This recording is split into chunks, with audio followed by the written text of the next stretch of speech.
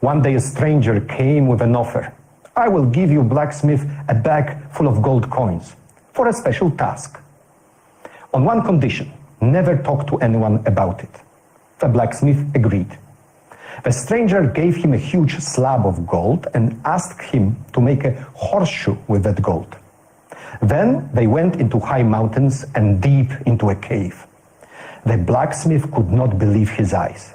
There was an army of knights sleeping in full armor. Who are they?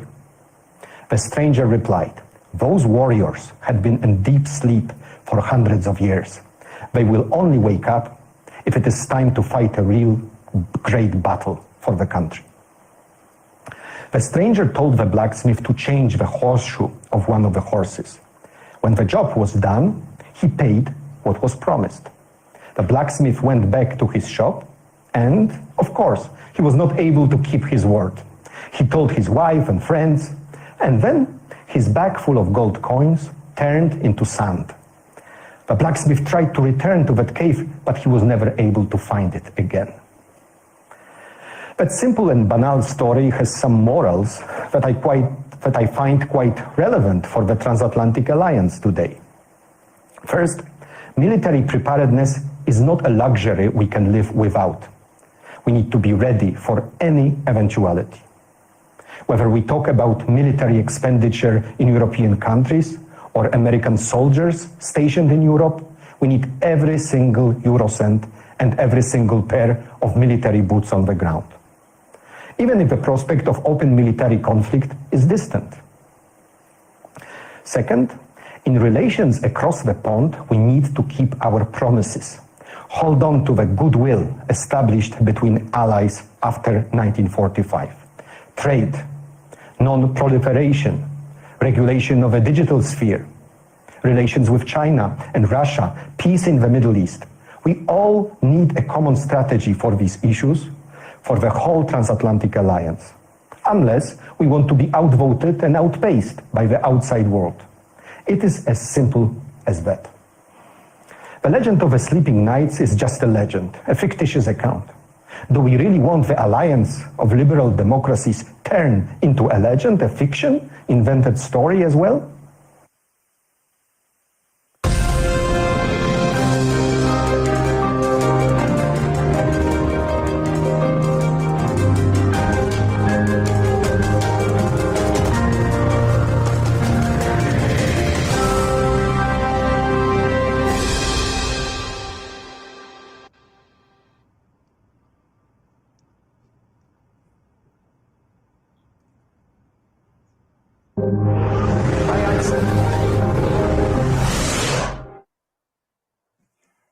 Hi, I'm Steve Clemens. I'm editor-at-large of The Hill in Washington, D.C., and a big fan of GlobeSec and its contributions to key discussions about global security and national security affairs.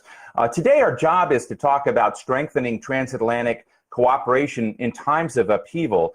I almost want to rebrand this as will transatlantic relations survive the time of upheaval, but I will leave that to my fantastic two speakers and contributors to today's forum. We have with us, of course, Foreign Minister of Slovakia, Ivan Korčok. I was just telling him he was Slovakia's former ambassador to Washington, and that everything kind of went to hell after he left town. So we'll allow him to talk about that in a moment. But also, we're very pleased to have Acting Assistant Secretary of State for European and Eurasian Affairs, Philip Rieker.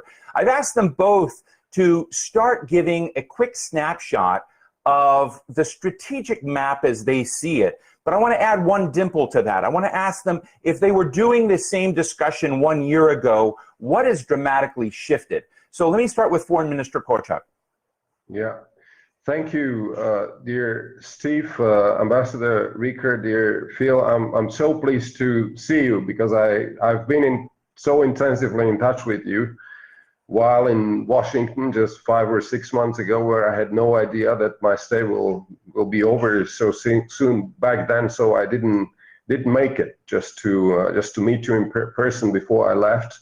Actually, Philip, you might remember you were the very, very last person I spoke to on the US side before I boarded the plane, by which I was flown in in a repatriation flight in the mid of March. So it's not only a pleasure, but it's an emotional moment for me. And I know Steve for quite some time, and he indeed is a great supporter of Slovakia and Globsec. And I want to thank to Globsec also for allowing us to get into conversation over issues that are so important for us.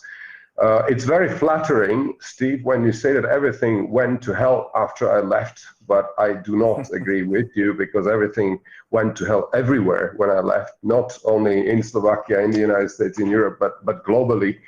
But look, we will get over it. I'm absolutely certain. If we believe in our strength, in our values, and I think what is at stake at this moment is not only how we deal with COVID, that's in the forefront of our effort, but we have to once again defend and protect values, because they have been making us strong for so many decades. You asked us as well to share sort of strategic outlook with our viewers, and best regards to them as well, to all of them who are joining us for this session. But before that, could I very quickly just say that what keeps me busy at this very moment as we speak, there are three things basically, or three important issues. Number one, Belarus, and I'd be more than happy to share with our audience how we view the recent developments, which basically is followed by entire world. I think I will not exaggerate when I say so. Number two, recovery from COVID. That's the issue which is number one on top of the list in Slovakia and within European Union, and then COVID itself. So Belarus, what is happening there right now, and Slovak government has made the point very, very clear, is unacceptable, because we've seen basically the regime oppressing people who are not asking for anything but what is the very essence of democracy, that their voice is heard and not ignored.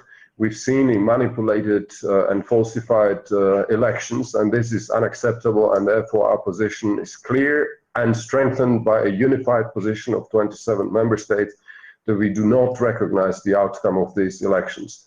Number two, a response has to come, and we in the European Union have made it clear we will introduce and impose sanctions individually, targeting individuals on Belarusian side, individuals who are responsible for both manipulating and the elections and also for the violence against protesters.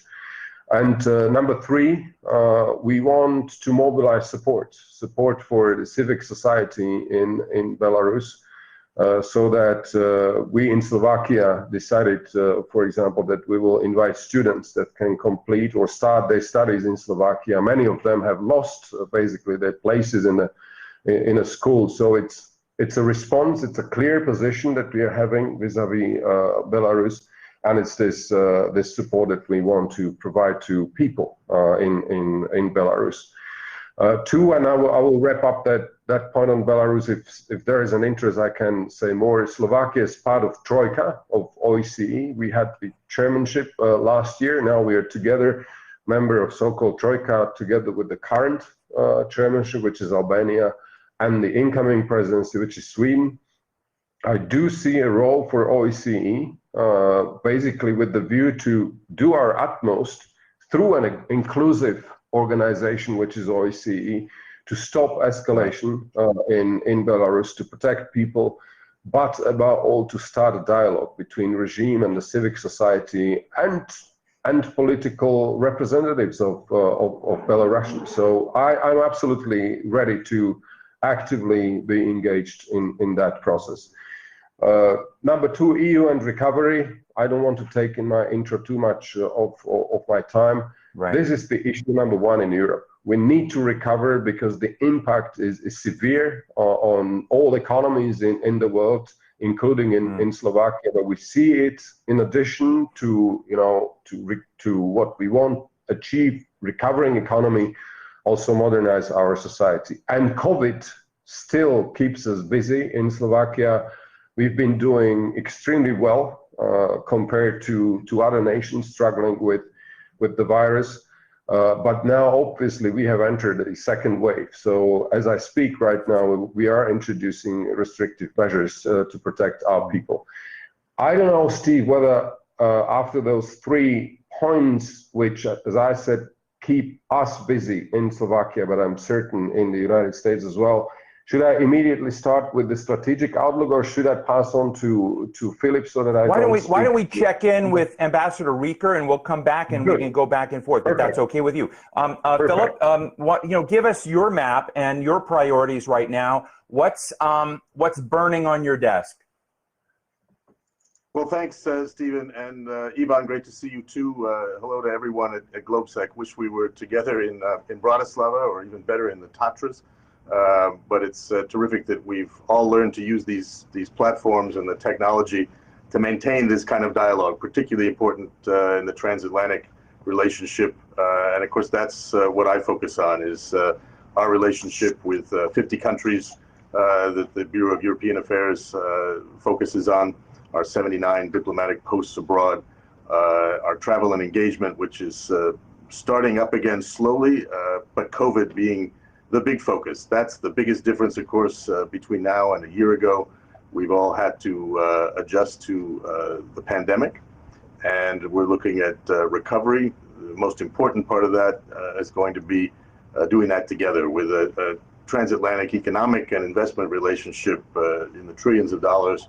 That's going to be key for all of us, getting our economies restarted again, and also focusing on resilience. What did we learn from the pandemic? What steps do we need to take to be able to deal with this in the future, even as the unfolding of the pandemic spikes and potential new waves are things we've got to contend with, hoping to open up travel again, but mindful of the epidemiology and the challenges we face there on a consular basis as we look at it, taking care of our citizens, whether it was repatriating them by the tens of thousands, and now trying to get business, tourism, and educational travel up and going again. Ivan mentioned some of the key things on the agenda right now. Belarus very much in the focus. Deputy Secretary of State Steve Biegun traveling in the region. He was in Moscow yesterday. He's in Ukraine today after a very good visit in Vilnius, Lithuania, very much focused on the problems in Belarus and our support for the Belarusian people. They just celebrated their Independence Day yesterday, and it reminds us of our strong support, which we share across the Atlantic, for the sovereignty and independence of Belarus, but also for the people of Belarus to have a government that delivers for them. We, of course, are focused still on the challenges posed by Russia, posed by China also in Europe, and we've been having increasing dialogue, including in Central Europe, where I traveled with Secretary Pompeo just a couple of weeks ago. A year ago, in 2019, we were in Slovakia, in Bratislava. Then Ambassador to the United States, Korczak, was able to join us on that visit. We reprised that a little later than we'd hoped, but including this time Prague, Slovenia, Vienna, and Poland, reminding us that our dialogue with Europe spreads from traditional partners, of course, Paris, Berlin, London, but also to our colleagues and allies in Central Europe. So a lot on the agenda, and very pleased to be doing so much with colleagues like Ivan out of Bratislava, and groups like GlobeSec, which are supportive. Well, thank you very much for that, Ambassador Rieker. And I know, recently you were in Poland. I know that U.S. is adding 1,000 new forces to rotational forces there. So there are these elements and ornaments, if you will, of American engagement in the world. But as Foreign Minister Korczak comments about the strategic outlook, one of the topics we've had in GlobeSec before is whether America was sort of in a strategic contraction mode. When you see G7 leaders, particularly European leaders, say they'd rather not attend a G7 summit. There's sort of reflection of, some turbulence out there in the relationship that I want to make sure that we get in our conversation. So I'm going to just ask it on the front end. As you share your strategic outlook, Foreign Minister Korczak, I'd also like to get a sense of whether you see America robustly engaged, sort of steady state, or slipping back. Foreign Minister? Well, you would not expect me to directly respond with exactly your words, but in a 30 seconds, I come back just for a second back to Belarus, because I forgot to mention one important thing when talking about Belarus. Of course, what matters is what we see on the ground. That's decisive. But at the same time, we cannot ignore that a propaganda and disinformation war is underway as well in parallel. And we in Central Europe realize it may be a bit more than our partners in the West, in the West of Europe or in the United States. But we see how much the conspiratory scene and those who are spreading propaganda and disinformation are active right now. And today I had a conference I just wanted to tell you, because I believe it is our duty to communicate with the broad audience in Slovakia and Central Europe to make clear that, you know, those who are spreading disinformation, they are using a very targeted language and slogans in order to really disorientate people and question the fundamental pillars of our foreign policies. And there are 5 slogans that we in Slovakia have identified in that propaganda war. Number 1, Maidanization, with a clear reference to what we've seen 2014 in Ukraine. Number 2, it's Lukashenko himself, but others as well joining him in spreading basically the news that NATO was mobilizing troops and moving them throughout the Baltic countries and in Poland, which we all know is not true. Number 3, protesters are being paid from abroad, and therefore basically there is a third-party involvement in that. Belarus will turn into, I quote what we are hearing in Slovakia, into a NATO's or European Union's colony.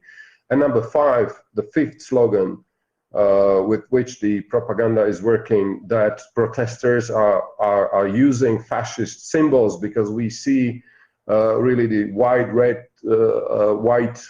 flag being used, and we should speak to our people and say it is the old flag, and under this flag Lukashenko was sworn in back in 1994. So once again, I wanted to make this point as well. We shouldn't forget that while trying to help stabilize the situation, help Belarusian people to express their wishes freely. Right. There is also this propaganda war underway. And now back to your questions, Steve. This is the question that I was asking myself when I was still in the United States. What can we do with our transatlantic relations? We no doubt that we've been in recent years, and I'm not referring only to the 4 years under the President Trump administration, we've been going through a very difficult test of resilience of our bonds. But basically, when speaking on behalf of Slovakia, I want to make one point clear.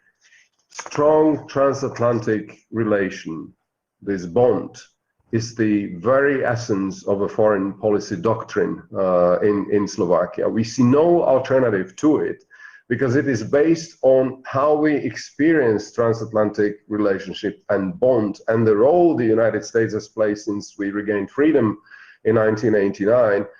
Nor we see any other alternative under these circumstances, when we see how rapidly the world is changing. I believe we should see completely different and contrary movement to each other, to get us closer to each other when we really look at the challenges that we are facing globally. So number 1, there is no alternative. Number 2, if we want to maintain it, we have to recognize that indeed there are diverging views between the United States and Europe, or rather European Union.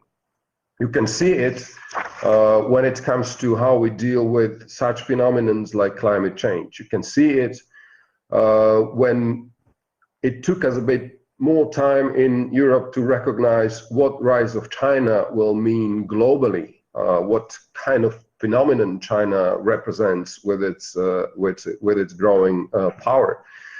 We too have recognized that Russia is an assertive player on the one hand, and we do disagree with them on many issues. On the other hand, we need to engage with Russia because it is a player whom we need to engage when we want to resolve other important international issues.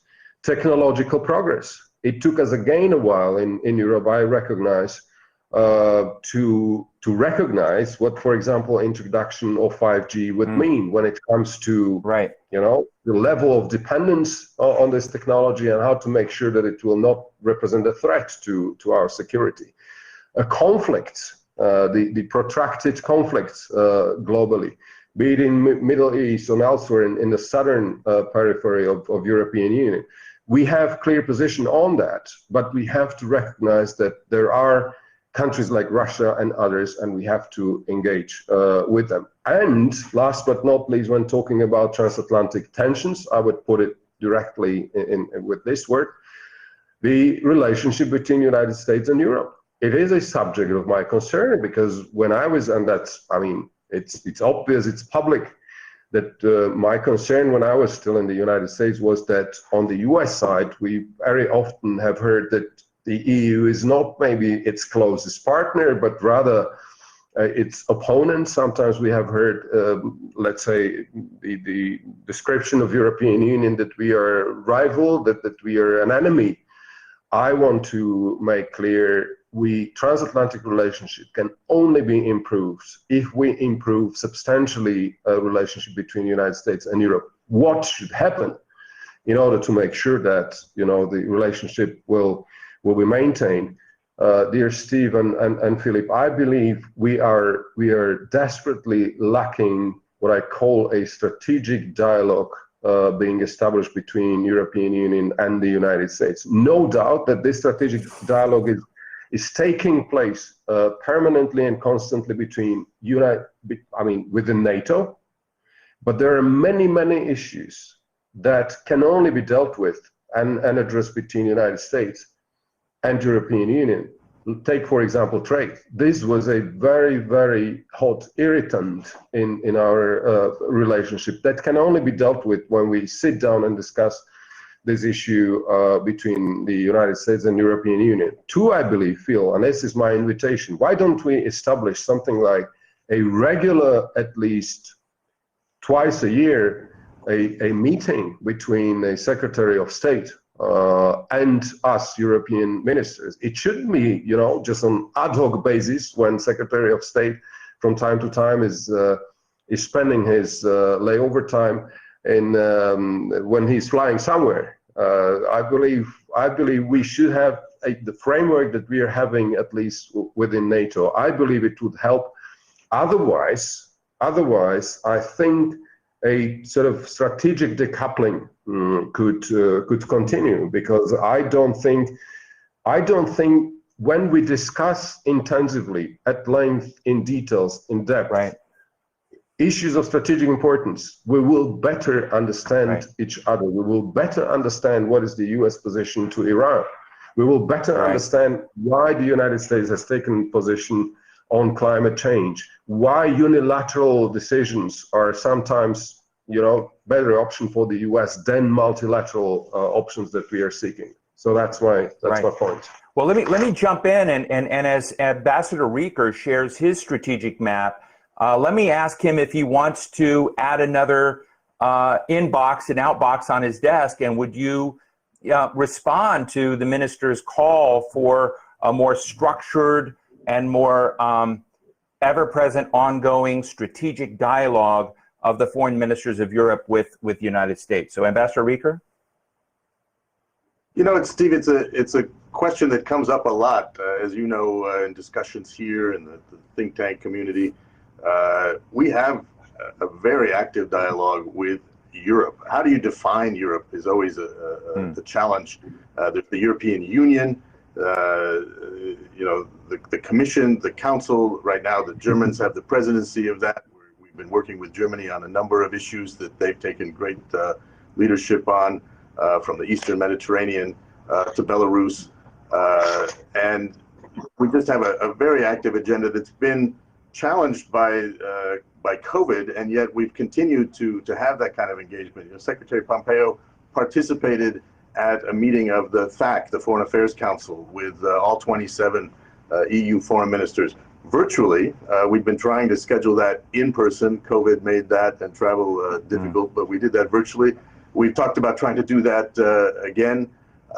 We've been pleased to accept High Representative Borrell's invitation to have a US-EU dialogue on China, which I think will be very important. We're hoping we can kick that off after people get back sometime in September.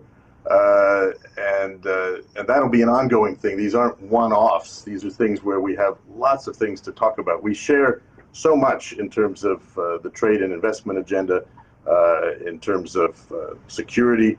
Obviously, NATO, as Ivan mentioned, very robust. For all of the neuralgia, the discussions, the differences over the last few years, NATO is actually stronger than it has been. It's got its force posture developing. It's got command structures. It's taken on China. It's taken on the new threats like hybrid and cyber challenges. These are the kinds of things that Ivan alluded to when he talked about disinformation. One of the things we have agreed with European partners is a real challenge, whether it's Russian disinformation or efforts to change the narrative, to rewrite history and revise the end of World War II. These are things that we've tried to focus on in our travels as well. That's why it's important to go to places, why Secretary Pompeo wanted to go to Pilsen and commemorate the Allied liberation of Czechoslovakia. Why last year we were in Bratislava to commemorate 1989, 30 years, of course, since the fall of the wall, since the end of the Cold War, but also look at the new challenges that we have. Some of them brought about by technology, some of them brought about by changes in the global structure. The EU has enlarged and expanded. We saw that very much in the recent EU summit that focused on the next 7 years of budget, as well as the funding for COVID recovery, the changing roles of countries within the EU. Brexit, of course, is something that we have had to all adjust to. We continue to support EU and enlargement for countries, say, in the Western Balkans that have seen Euro-Atlantic integration as key for their better future. And we continue to be very busy on that. Last year, we added North Macedonia, the 30th ally to NATO, and they are well on their way with our support from the United States, but also so many countries in the European Union to moving toward membership in the European Union. So I think there is a great dialogue going on there. We can always look at new mechanisms in which to do that. But those who sort of say, well, the transatlantic relationship is fatally challenged, I think are wrong. We can have differences of opinion, like any family does, but those don't have to be divisions. Our strategic competitors love to try to divide us. They love to try to divide the European Union itself among its 27 member states, which have their own differences, obviously, and tough debates. That's fine, that's healthy, but that doesn't have to mean that our differences or even disputes turn into true divisions. What we have is something that certainly for 75 years and in many ways far longer than that, based on a shared set of fundamental values. The concept of the West is what we very much are focused on. And we have to adjust and adapt that to changing times, changing challenges. I mean, let me just jump in here, and I should mention that we just have a very few minutes left because we're going to have a couple of questions come in for both of you, and then I know the minister has to run. But let me just ask, what I heard the foreign minister saying is, we need a little bit more. We need an opportunity to shave and shape some of these challenges on a more regular basis. And Philip, what I'm hearing from you is, we're doing a lot. We're doing a lot already, and we may not want to do more. So my question is, if right now we see a gap between both of you, and both of you understand each other, where they're coming from, why not add on another platform that might give that opportunity to strengthen a more cohesive way with other voices Is there some reason America doesn't want to do that? Let me ask the ambassador that and then jump back to Minister Korchak.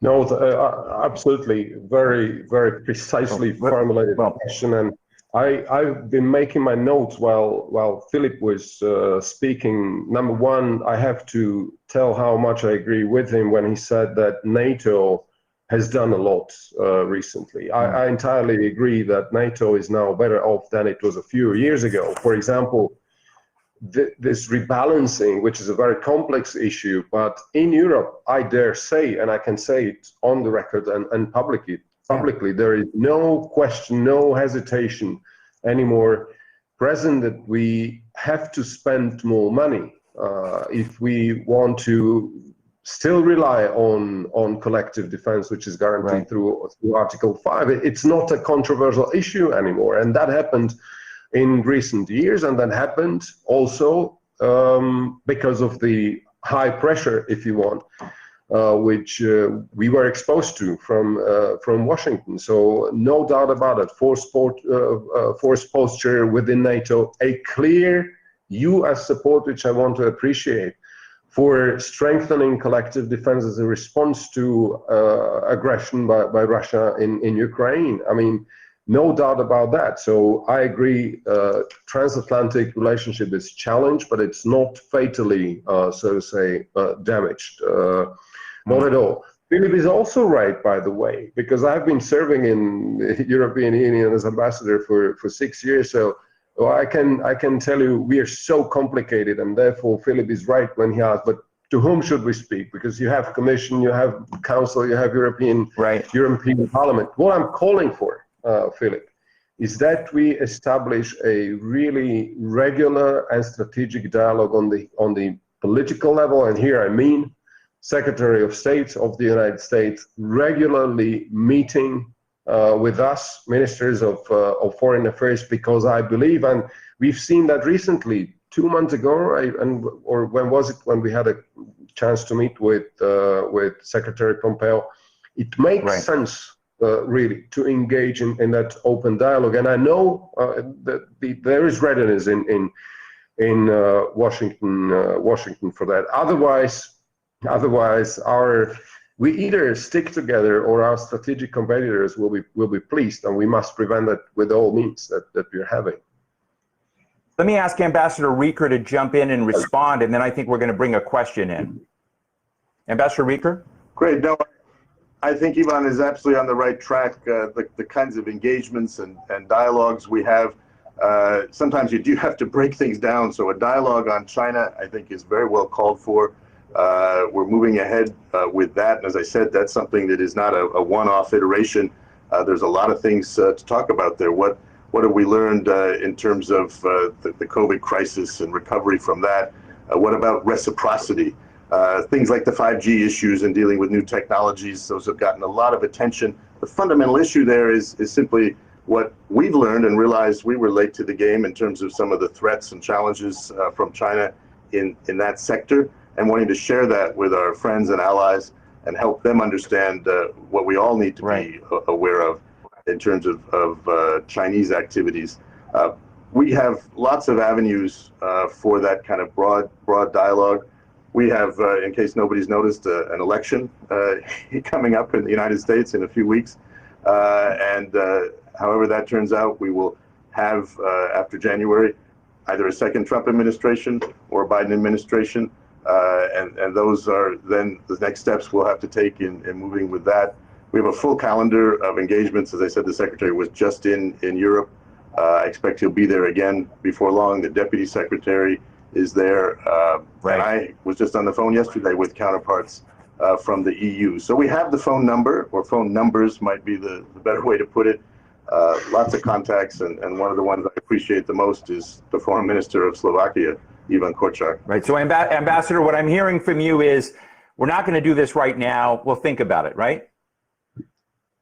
We're gonna keep all those channels open, Steve, and certainly keep the dialogue going. Great. Lots of things on the agenda. Excellent. Let me ask. I think we've got a question lined up. Let me get at least one question in now.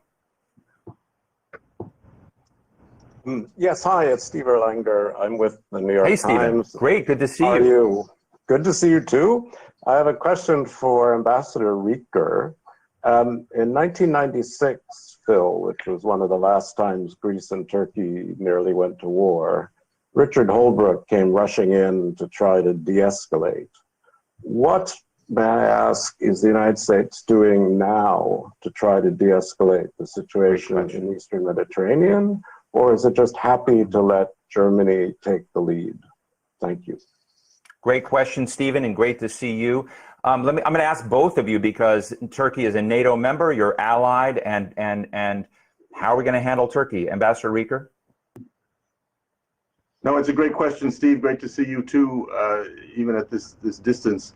I think you're aware that we've been engaged, the Secretary of State, with both our allies, Greece and Turkey.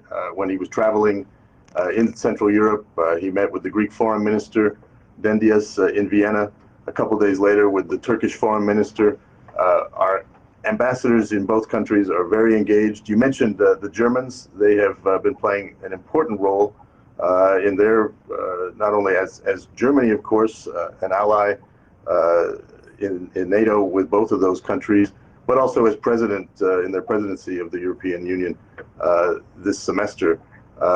They need to have a dialogue. They need to keep talking. That's always been the solution. Richard Holbrooke would have said that too.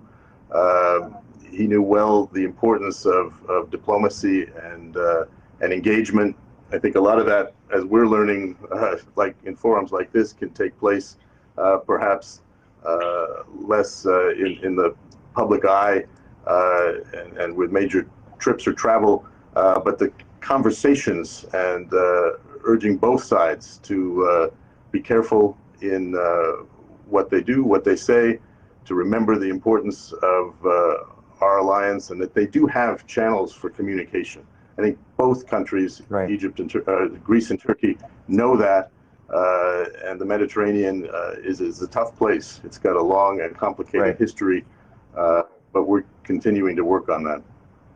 Thank you. Foreign Minister Korczak, I'm going to give you the last word, and I'd love to hear your thoughts on this as well. But as you close, I follow you on Twitter, and you had a powerful picture on Twitter the other day of the Belarusian ambassador to Slovakia seeing you as he departed his post because he had resigned to align himself with the opposition, with the people who are raising questions, of course, about leadership in the election in Belarus. I'd like you to do this, but just as we close, I'd love to get your thoughts about that, because that seemed to me a very brave thing he was doing, but it's also you were holding that up as a moment of leadership that mattered to you. So in our final couple of minutes, I'd love to get a snapshot of both Turkey and that. Well, on Turkey, of course, we are absolutely concerned over what we've seen recently in the East Mediterranean area. The European Union and Slovakia as a part of it, we've been dealing with that issue. I mean, within all recent foreign affairs councils that we have had, we will be dealing with that issue as well tomorrow in Berlin. Our position is clear. We've been expressing our solidarity with Cyprus and Greece. Their sovereignty has to be respected in view of continuing drilling in the exclusive economic zones. And number two, we too view Turkey as an important partner, and I want to say it's an ally. I mean, Turkey is not just a partner; it's an ally of strategic importance. It's an ally within NATO, and therefore the only solution, and that's the moment for diplomacy, and therefore I absolutely support all attempts and engagements as those, for example, that we've seen by Germany recently. Unfortunately, it didn't work immediately, but I know Heiko Maas, who was here in Bratislava last Friday, I think the other day he was also in Athens recently, but I'm absolutely certain that political responsibility and engagement in this combination, I think, will lead us to really scaling down the escalation, which is not a pleasant thing that we've seen recently. Right. And number two, with the ambassador of Belarus, who has been serving in Slovakia for 4 years. Well, indeed, this is extraordinary move. We are diplomats, both Phil and me, and my comment was basically that his own story confirms that even diplomats are from time to time reaching really red lines, and they recognize that, you know, this red line was crossed by, in this case, by his own government, and it does not allow him anymore to serve his own country as a diplomat. But it was a courageous move which has deserved a lot of respect in Slovakia and Belarus. He left, I think yesterday, physically Slovakia. He's on his way to Belarus, and we told him whenever he believes he wants to re-engage with us, whatever he needs, we will support him. But that was something, you know, which only confirms how serious the situation is in Belarus, and that's why it is so high on our agenda these days. Well, listen, we're going to have to end it there, but I want to thank both of you for your candor and also for putting some edgy ideas on the table of how to restore transatlantic cooperation, build it better than it is, it has been. Thank you for the seriousness that you gave this. So I want to thank Foreign Minister Ivan Korczak, of course, of Slovakia, Ambassador Philip Rieker, Acting Assistant Secretary of State for Europe and Eurasian Affairs. It's been a real pleasure. And I want to tell everyone to stay tuned. The next session is Trend, the Trend section, Disruption as Central Europe's Accelerator for Deep Economic Overhaul. So stay tuned for that session. But thank you both very much. Thank you, Steve. And thank you, Globe. Thank you. Thank you, Steve. Thank you, Philip. Bye-bye. See you soon, I hope.